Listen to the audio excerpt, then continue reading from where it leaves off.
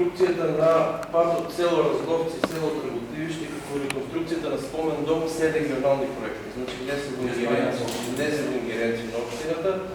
Все што можеме да направиме таму при посредните со министерствата и со луѓето кои што се задолжени за нашиот регион, регионалните проекти, што се значи од Источно-Планскиот регион, да успираме да се изготви техничка документација и да почне реконструкција, односно инвестиции во овие проекти што ги спомнат. Во делот на мостот Џузлуба на мост на река Брегалница, јас имам информација дека нема техничка документација, затоа не е ни завршен мостот до крај, иако е започнен. И можеме ние како општина да направиме техничка документација за тој мост во следната година, за да може да се изпланира и да се види точно какви суми треба за еден од следните буџети, без разлика дали ќе се работи за донации, дотации или локален буџет и да почне решавање и на овој проблем. И четвртиот проблем во село Разловци, значи започна решавањето уште од 2011 на регионално ниво, зборувам на регион Источен, сите 11 општини, каде што пред 2 години дојде до реформа во проектот, се вклучи и северо-источниот регион, значи Куманово, Приват Паланка и другите 10 општини од тој регион. И значи формирано е регионално јавно предпријатие кое што ќе управува со отпад, донесени се одлуки на општинските совети за претоварни станици и како ќе се движи отпадот.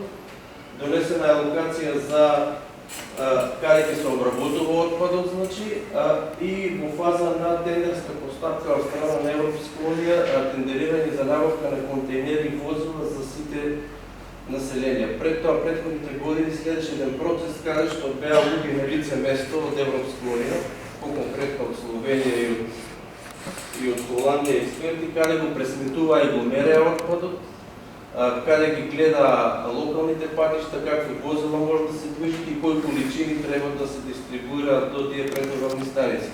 Така да ја искрено се надам, може и градоначалник има некои најнови информации, дека тој проект би требало да заживее, значи барем во дело на опрема и возила во следната година. Тоа информациите ги имате за отпадот, не важи се за Разловца, него за сите населени места, за сите села и за градот Делчево. Во финална фаза е,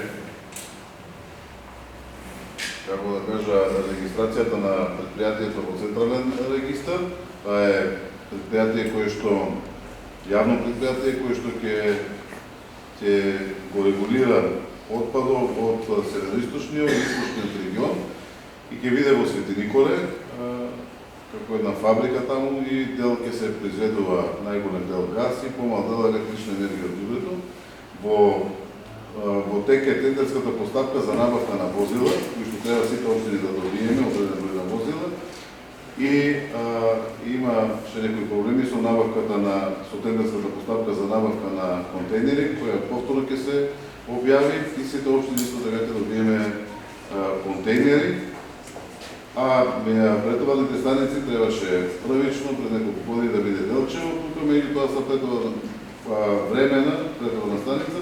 Сега Делчево не е претоварна станица, директно отпада од сите населени места, сите села, рурални средини од градот Делчево ќе се носат во Каменица и после од Каменица директно во Свети Никола да се преработува отпад.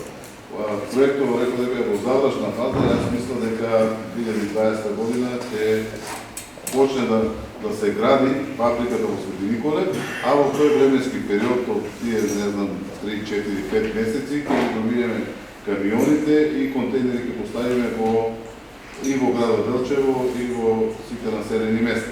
Додека да почне да го носиме отпад оние во Свети Николе, исто ќе си функционираат депониите и ред по ред сите депонии во североисточниот и источниот плански регион ќе бидат затворени. Само не сите одеднаш, него одредени депонии и кога сите општини од источни и североисточниот плански регион ќе го носиме отпадот во Свети Николе, тогаш сите и главни депонии и диви депонии ќе бидат изчистени, на тој начин ќе се изчистиме како градови, како населени места сите од отпадот. Тоа е последна информација. Сите градоначалници од двата плански региона постигнахме заеднички договор и за управен одбор и кој да раководи со јавното предпријатие, за да може побрзо да функционира, да ги помине сите тие бюрократски процедури, за да не тегнеме поставката уште неколку години. И мисля дека во многу скоро време треба да профункционира предпријатието и да се решиме од отпадот како цел и исток на државата.